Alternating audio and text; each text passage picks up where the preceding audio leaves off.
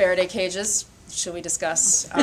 Yeah. So they were invented in the late 1800s by a man named Faraday, last name Faraday, first name Uncle? Mm-hmm. No? Yeah, I was working on that. Yeah, right? Hasn't come forth yet.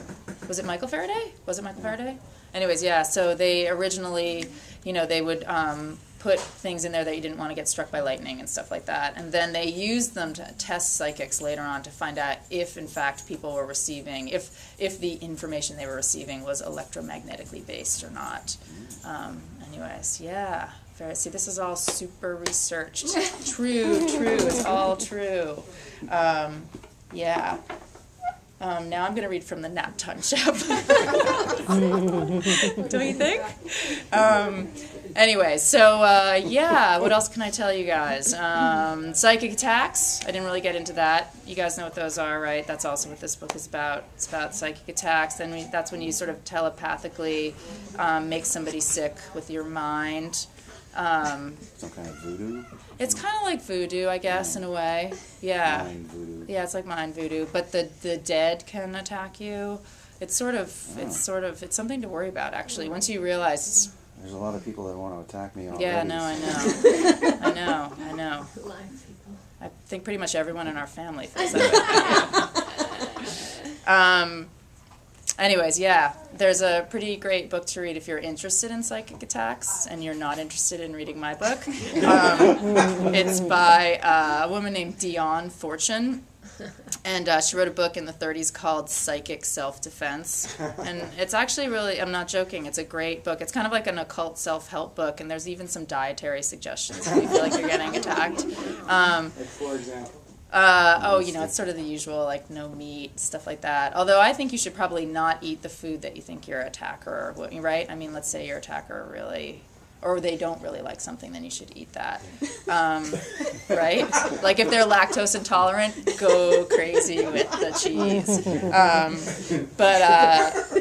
But yeah, it's a pretty amazing book, and she was a psychic occult person in the 30s, and she wrote some occult novels also, none of which I could totally get into because a lot of them actually dealt with really kind of high-end occult things that I didn't understand. And so, but that's partially why I went to the psychic, actually, because the beginning of Psychic Self-Defense describes how she was psychically attacked by her mentor at psychic school, basically. So I kind of lifted that.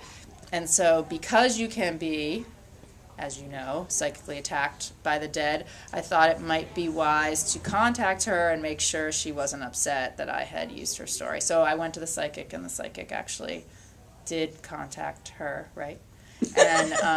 And she said it was okay. She gave me her permission. She did.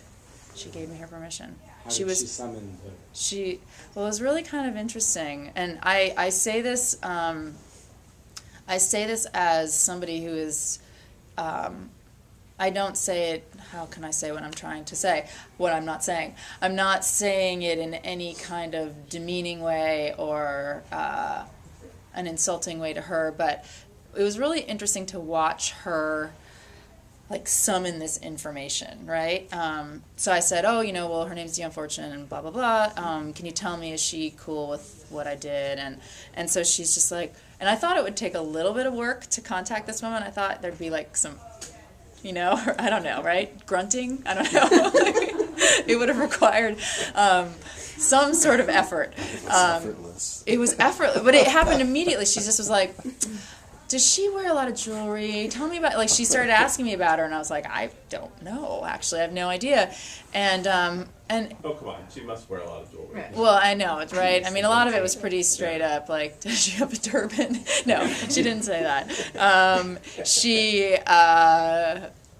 But, I mean, what was interesting was, I spent really much of my encounter with this psychic just watching her and trying to sort of figure out where her information was coming from, and really it was like watching a fiction writer like describe a character, except they are interpreting the information in their mind differently. So she interprets the information as the dead speaking to her, and it just, in a way, made me feel like we had a lot more in common, even in that we had nothing in common. But, you know, that essentially it was the same activity, it was the same brain activity, but she understood it differently, which is not to say that she understood it wrongly, and or that I understood it wrongly, or anyone was more right. It's just, I felt like we were sisters, is what I'm saying, in that moment.